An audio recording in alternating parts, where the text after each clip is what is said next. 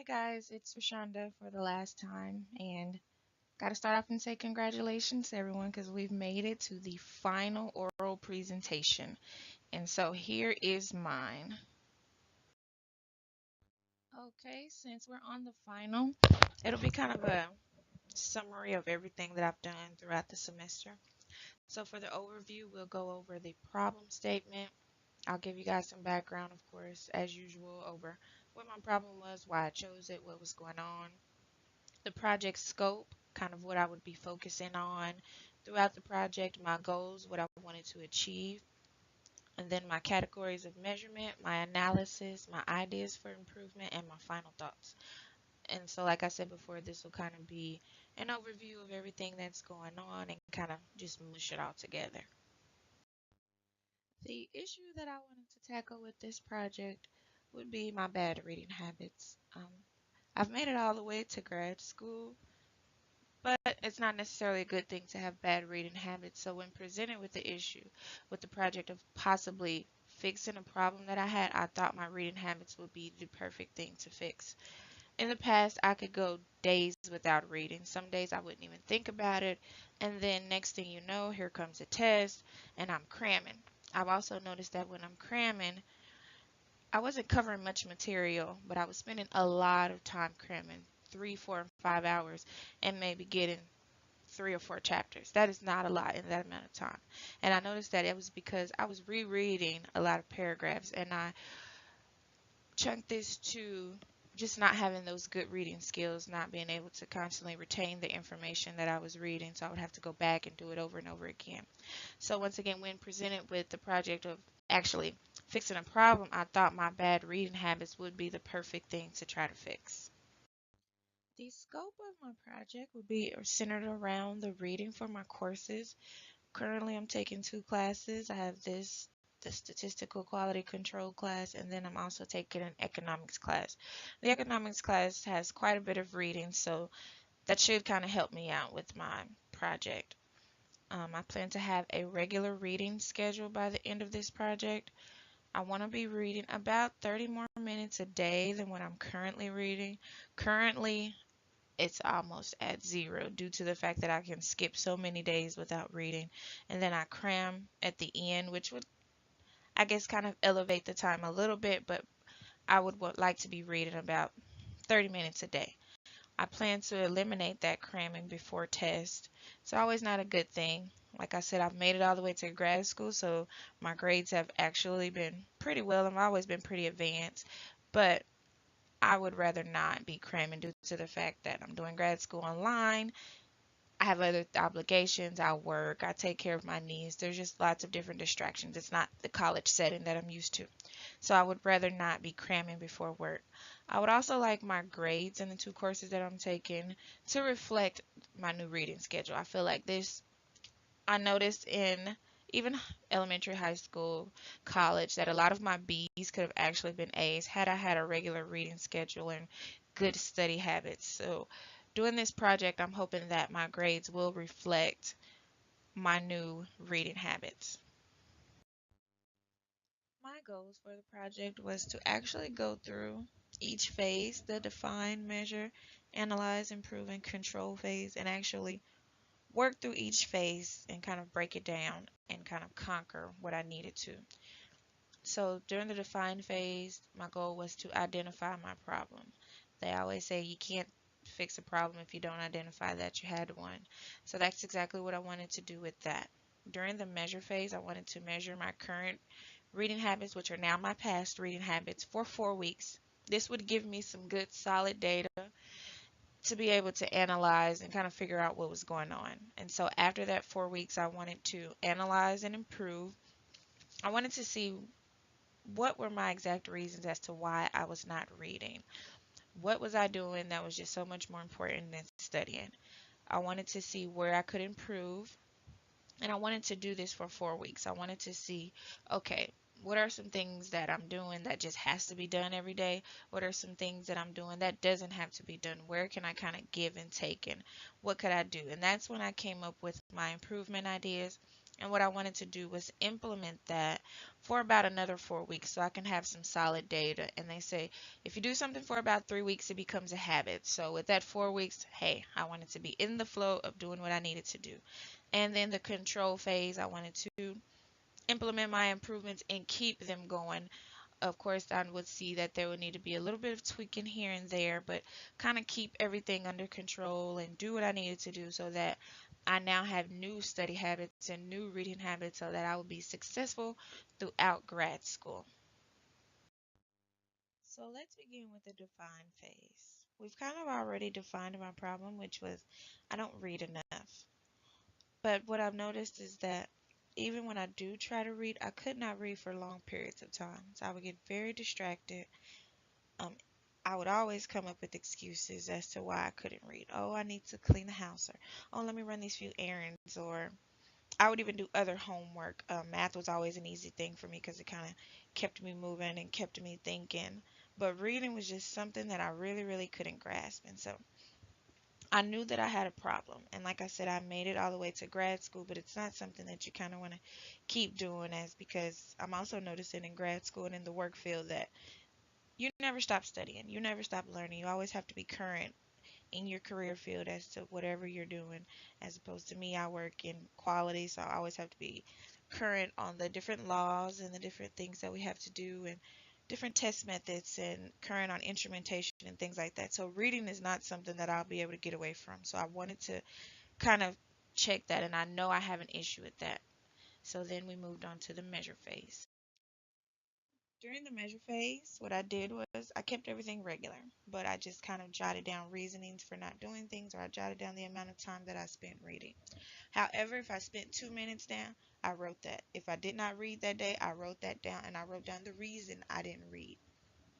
If I crammed, I jotted that down. I kept that the same. If I crammed for 3 hours like I usually do, I kept it the same. I didn't shorten anything. I didn't do any extra reading. I kept everything the same because was the measure phase. And so what I came up with was my limits. I had different time limits of things, how long I was reading, and I had my categories of reasoning for not actually reading. So my length of time, if I was reading for 0 to 9 minutes, this is me just trying to study, trying to be a good student, really trying to say, okay, Rashonda, you're going to go ahead and study today. If I read for 10 to 19 minutes, usually a homework assignment was due. Like I said, I have the economics class as well, so and there's usually something due every week. And of course, there's something due every week in this class as well. So usually, that's what the 10 to 19 minutes mean. Anything greater than 20 minutes is that cramming session.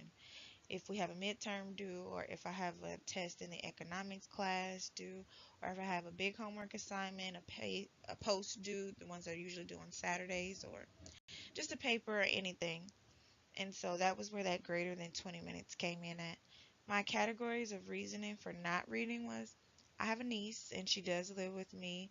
And so taking care of her is almost like having a kid. You're doing homework, you're putting her in the tub, you're making sure she's eating, making sure she's in the bed on time. And that took up a lot of my time. Um, Social activities, if I went out with family or friends or anything. I'm a big TV watcher. I binge on Netflix. Orange is the New Black is probably one of my favorite shows, and I'm always waiting for it to come out. And I'm usually watching a whole season in a day or two, and then I had a category of too tired. I do work nights, and so sometimes these other categories would get in the way, and then it's time to go to work. Or some days, kind of later towards the week, that Wednesday or Thursday night, I'm kind of just pooped where I'm just too tired to do anything, and so I would try to get some extra hours in of sleep before heading to work. So here is my all of my categories and my measurements and my times in a calendar form. This is just for easy view of what you can see that I was doing. As we can see, I started on the 15th of September all the way up into the 18th of October. And we can see I began reading at 7, 8 minutes, just trying to be that good student. And then my niece comes into play, and I usually have her during the week, and I get a little tired. During the 20th and 21st of September, we can see that I have 22 minutes and 34 minutes. Probably a homework assignment may have been coming up. On Thursdays, like I said, I may reality show watcher. I'm sure there was some type of reality show that I just could not take my eyes off of, and then it was time to go to work. That 45 minutes, 57 minutes into the weekend, there's a test. And then we can see that I have my niece and then social activities coming. And we see where I have a few spurts of small reading times in there, but I'm really cramming towards the weekend when I have those tests coming up. And so it just looks kind of bad. And so that's when we move into the analyze phase to kind of see what was going on. I decided to do a Pareto chart and a pie chart just so I could have a visual of where my time was going. So we can see, according to the pie chart, that 44% of my time was going towards my niece. 28% of the time I was too tired to read. 17% of the time I'm watching TV. And 11% of the time I'm doing some type of social activity to where I'm out or anything like that. And so this kind of gives me a good visual of what I needed to do and where my time was going and why I wasn't reading. All of these categories and reasonings are something that I could fix. And so I wanted to do that. And that's where we got into the improve phase of the project.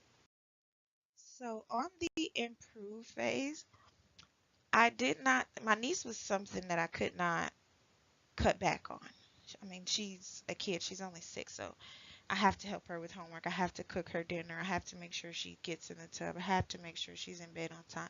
And it was accounting for 44% of my time, which meant that the other three reasonings were accounting for 56% of my time. So I thought it would be easier to tackle this and actually conquer a better percentage than actually trying to tweak messing around with my niece. I don't want to say messing around with her, but maybe I should say taking care of her. So what I did was I set a new alarm. I set my alarm for 30 minutes earlier than when I usually get up with, and that allowed me to get ready for work and kind of be rejuvenated and be up and get a few extra minutes of study time. Cut back on the TV shows. Haven't been binge watched in a while.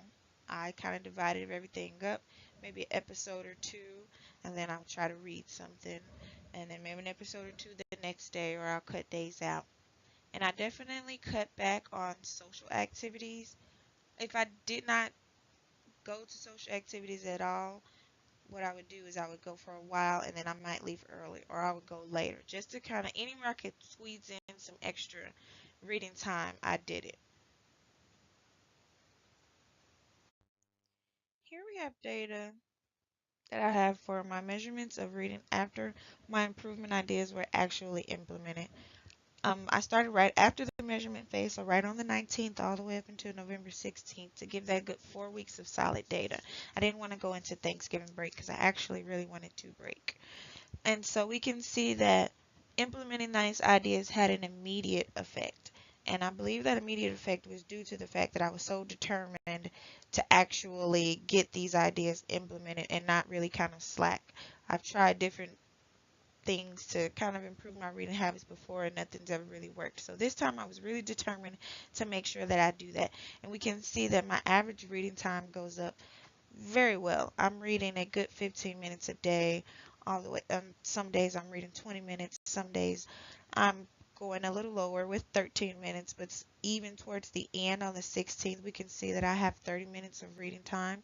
The week before, I'm reading 26 minutes a couple of days, 21 minutes one day. And so there are some really, really good reading habits going on here. And we can see some good trends.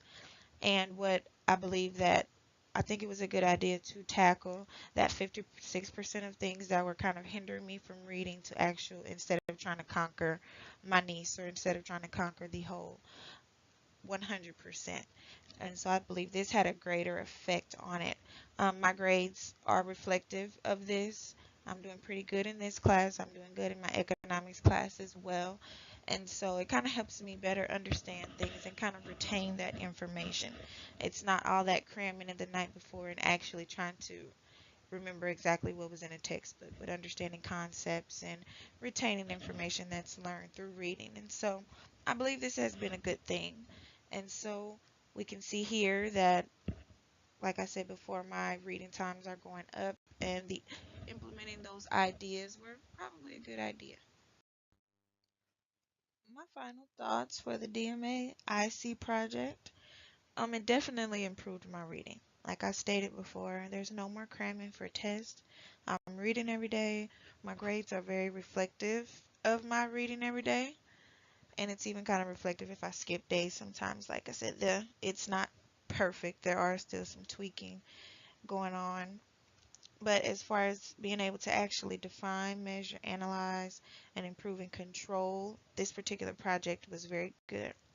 My final thoughts for DMAIC as a whole, I believe it's wonderful. Working in quality, you'll definitely see this every day, and you're doing it so much to where you really don't even notice that you're doing it until it's brought to your attention that you're defining, you're measuring, you're analyzing, you're improving, and you're controlling. And that's the benefits like we heard about in the beginning. Those are the benefits to having a good quality control system. It's always going to need to be tweaked. You're always on the lookout for different things or how things can be better. And so I'm definitely glad that we did this project. Like I said, it's not only for just reading or like some of the other people in the class have done eating habits or just kind of study habits or working out or different things like that. Um, I'm definitely excited to see how it works for us our in our career fields. And so those are my final thoughts. I thank everyone for watching. I thank everyone for just going through the entire project with me. It was fun going through the project with you guys. And I hope everyone does good on this project and just hope we all pass. Bye.